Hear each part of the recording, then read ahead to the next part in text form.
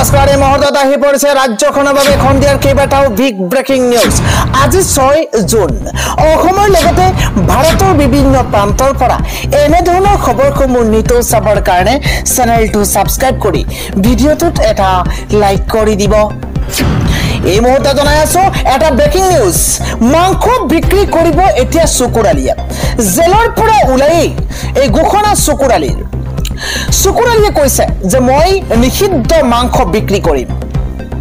মোক বিজেপিয়ে ব্যৱহাৰ কৰি এৰি দিলে, মই এতিয়া মাংস বিক্ৰী কৰিম। জেলৰ পৰা ওলাই ঘোষণা কৰিছে চকুৰালীয়ে। জেলৰ পৰা ওলাই চকুৰালীয়ে কৈছে যে আই এম ভেৰি ভেৰি সৰি, মই দুখিত যে জেলৰ পৰা ওলাই ক্ষমা বিচাৰিছে চকুৰালীয়ে। এটা ব্ৰেকিং নিউজ, মই যি ভুল কৰিছিলো তাৰ বাবে মই ক্ষমা বিচাৰিছো।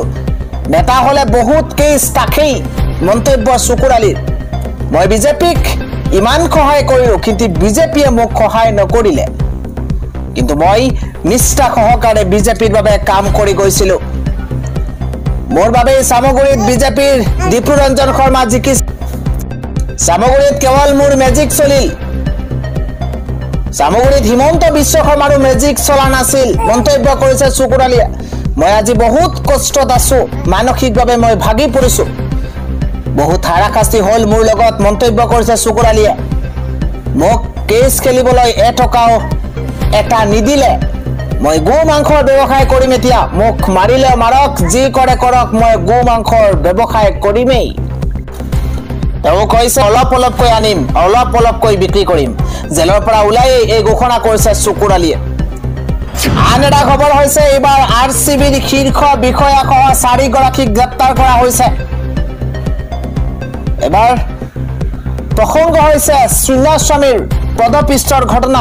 RCBৰ বিজয় উৎসৱত হোৱা পদপিষ্টৰ ঘটনাৰ বিৰুদ্ধে বৃহৎ একশ্যন আৰম্ভ হৈছে।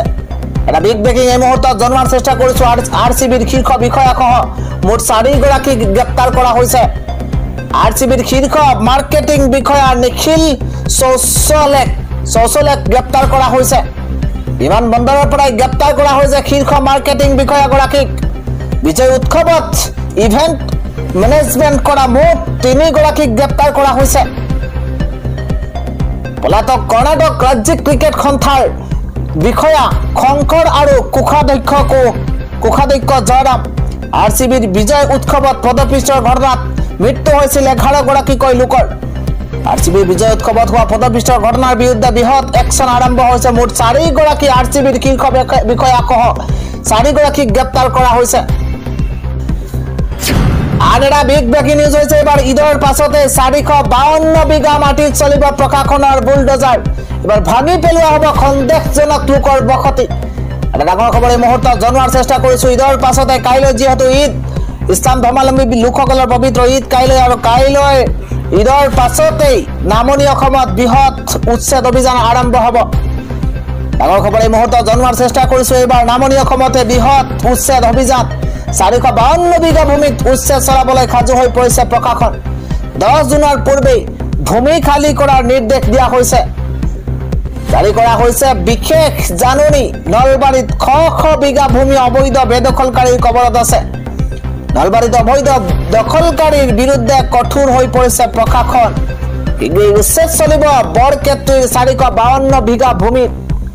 10 জুনৰ পূৰ্বেই বৰক্ষেত্ৰীৰ বাকৰিকুচি গাঁৱৰ 452 বিঘা চৰকাৰী ভূমি খালী কৰাৰ নিৰ্দেশ দিয়া হৈছে। বিশেষ জাননী যোগে ভূমি খালী কৰাৰ নিৰ্দেশ দিছে বৰক্ষেত্ৰী ৰাজহ চক্ৰ বিষয়াই। আন এটা খবৰ হৈছে আজি জম্মু কাশ্মীৰলৈ ৰাওনা হ'ব দেশৰ প্ৰধানমন্ত্ৰী নৰেন্দ্ৰ মোদী। 46,000 কোটি 84টা প্ৰকল্পৰ শিলান্যাস। সৰ্ববৃহৎ প্ৰকল্পৰ টোপোলালৈ আজি জম্মু কাশ্মীৰলৈ ৰাওনা হ'ব প্ৰধানমন্ত্ৰী নৰেন্দ্ৰ মোদী। 46,000 কোটি টকাৰ 84টা প্ৰকল্পৰ উদ্বোধন আৰু শিলান্যাস কৰিব প্ৰধানমন্ত্ৰী নৰেন্দ্ৰ মোদীয়ে। মুকলি হ'ব বিশ্বৰ ভিতৰতেই সৰ্বোচ্চ উচ্চতাৰ ৰেলৱে দলং।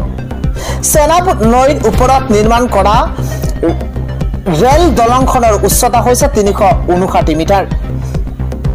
আইফেল টাৱাৰতকৈ 35 মিটাৰ ওখ দলংখনৰ দৈৰ্ঘ্য 1315 মিটাৰ। 43,780 কোটি টকাৰ 272 কিলোমিটাৰ ৰেলপথ। কাটৰাৰ বঞ্চু পৰা শ্ৰীনগৰলৈ বন্দে ভাৰত এক্সপ্ৰেছ ট্ৰেইনৰ উদ্বোধন কৰিব দেশৰ প্ৰধানমন্ত্ৰী নৰেন্দ্ৰ মোদীয়ে সৰ্ববৃহৎ প্ৰকল্পৰ টুপুৰালৈ আজি জম্মু কাশ্মীৰৰ ৰাওনা প্ৰধানমন্ত্ৰী নৰেন্দ্ৰ মোদী আনটা পলিটিক্যাল ব্ৰেকিং নিউজ হৈছে এবাৰ শিলচৰ যদি ছিংগাপুৰ কৰিব পাৰি তেন্তে তৰুণ গগৈয়ে 15 বছৰে কি কৰি আছিল মন্তব্য ৰাজ্যৰ মুখ্যমন্ত্ৰী হিমন্ত বিশ্ব শৰ্মাৰ শিলচৰ যদি ছিংগাপুৰ কৰিব পাৰি তেন্তে তৰুণ গগৈয়ে 15 বছৰে কি কৰি আছিল এটা বিগ ব্ৰেকিং এই মুহূৰ্তত জনোৱাৰ চেষ্টা কৰিছো পলিটিক্যাল ডাঙৰ খবৰ গৌৰৱ গগৈয়ে নিজৰ প্ৰয়াত পিতৃ তৰুণ গগৈক অপমানিত কৰিছে মই মাত্ৰ 5 বছৰহে মুখ্যমন্ত্ৰী হৈছো তৰুণ গগৈ 15 বছৰ আছিল মন্তব্য ৰাজ্যৰ মুখ্যমন্ত্ৰী হিমন্ত বিশ্ব শৰ্মাৰ মুখ গালি পাৰিবলৈ গৈ নিজৰ পিতৃকে অপমান কৰিলে গৌৰৱ গগৈয়ে গৌৰৱ গগৈৰ পৰিয়ালৰ 3জনেই বিদেশী মাত্ৰ এজনহে ভাৰতীয় আমি যিমান উন্নয়ন কৰিছো বৰাক উপত্যকাৰ খিয়া কংগ্ৰেছে কৰাই নাছিল গৌৰৱ গগৈৰ বিৰুদ্ধে পুনৰ আক্ৰমণাত্মক ৰূপত দেখিবলৈ পোৱা গৈছে ৰাজ্যৰ মুখ্যমন্ত্ৰী হিমন্ত বিশ্ব শৰ্মা মুখ্যমন্ত্ৰীগৰাকীয়ে কৈছে শিলচৰ যদি ছিংগাপুৰ কৰিব পাৰি তেন্তে তৰুণ গগৈয়ে 15 বছৰে কি কৰি আছিল কেইবাটাও ডাঙৰ প্ৰশ্ন উত্থাপন কৰিছে ৰাজ্যৰ মুখ্যমন্ত্ৰী হিমন্ত বিশ্ব শৰ্মাই আন এটা খবৰ হৈছে অপৰাধ কৰিলে কেৱল শাস্তি নহয় এতিয়া জব্দ কৰা হ'ব অপৰাধীৰ সম্পত্তি অসমত প্ৰথমবাৰৰ বাবে আহিছে কঠোৰ আইন এটা বিগ ব্ৰেকিং এই মুহূৰ্তত জনোৱাৰ চেষ্টা কৰিছো অপৰাধীৰ বিৰুদ্ধে প্ৰথমবাৰৰ বাবে অসমত লোৱা হ'ল কঠোৰ ব্যৱস্থা অপৰাধ সংঘটিত কৰিলে শাস্তি প্ৰদান কৰাৰ উপৰিও জব্দ কৰা হ'ব অপৰাধীৰ সম্পত্তি দেশৰ ভিতৰতে দ্বিতীয়বাৰৰ বাবে অসমত ন্যায়ালয়ে দিছে কঠোৰ ৰায়দান সাইবার অপরাধীর বিরুদ্ধে অসমত সর্ববৃহৎ একশন সাইবার অপরাধীর জড়িয়তেই অবৈধভাবে আহরণ করা সম্পত্তি জব্দর নির্দেশ এবার ন্যায়ালয়ের শরীফুল ইসলামে দীর্ঘদিন ধরে সাইবার অপরাধের জড়িয়তে রাজ্য চলাইছিল সন্ত্ৰাস অপৰাধেৰ বাবে মৰিগাঁও চহৰৰ মাজমজিয়াত থকা 15 লেচা মাটি জব্দৰ নিৰ্দেশ আদালতৰ অপৰাধৰ বাবে মৰিগাঁও চহৰৰ মাজমজিয়াত থকা 15 লেচা মাটি জব্দৰ নিৰ্দেশ আদালতৰ আৰক্ষীৰ চকত ধুলি মাৰি পলাই ফুৰিছিল দুধৰ্ষ শৰীফুল ইছলাম আৰু অপৰাধীৰ বিৰুদ্ধে প্ৰথমবাৰৰ বাবে অসমত লোৱা হ'ল কঠোৰ ব্যৱস্থা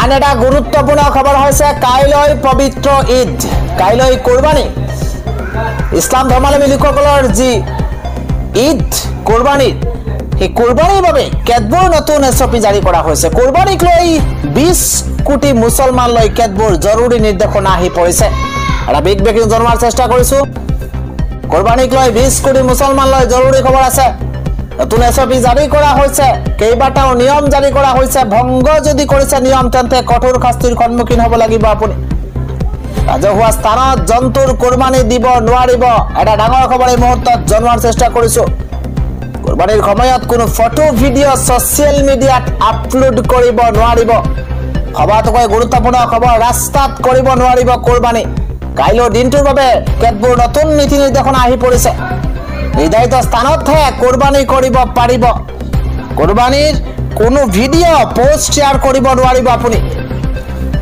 কোন কোন শিশুক জন্তুৰ ওচৰত এৰি থৈ নাযাব কুৰবানি হৈছে ব্যক্তিগত আৰু আধ্যাত্মিক বিষয় কুৰবানি দিবলৈ অনা জন্তু ঘৰতেই বান্ধি ৰাখক কুৰবানি দিবলৈ অনা জন্তু ঘৰতেই আপুনি বান্ধি ৰাখক নিয়ম ভংগ কৰিলে জেল পৰ্যন্ত যাব আপুনি কুৰবানি কৰোতে ব্যৱহাৰ কৰিব লাগিব আৰ কাপোৰ কুৰবানিৰ পেলনীয়া বস্তু পেলাব নোৱাৰিব কোনো পুখুৰীত বা ৰাস্তাৰ কাষত ইয়াৰ কলনি কুৰবানিৰ পেলনীয়া বস্তু পুথি থব লাগিব গাতত কুৰবানিৰ পাছতে পৰিষ্কাৰ পৰিচ্ছন্নতা বজাই ৰখাটো আৱশ্যক এই নিয়ম পালন কৰি মুছলমান সকলে আদৰ্শ দেখুৱাওক কুৰবানিক লৈ এইদৰে 20 কোটি মুছলমান লৈ কেতবোৰ নতুন নীতি নিৰ্দেশনা দিয়া হৈছে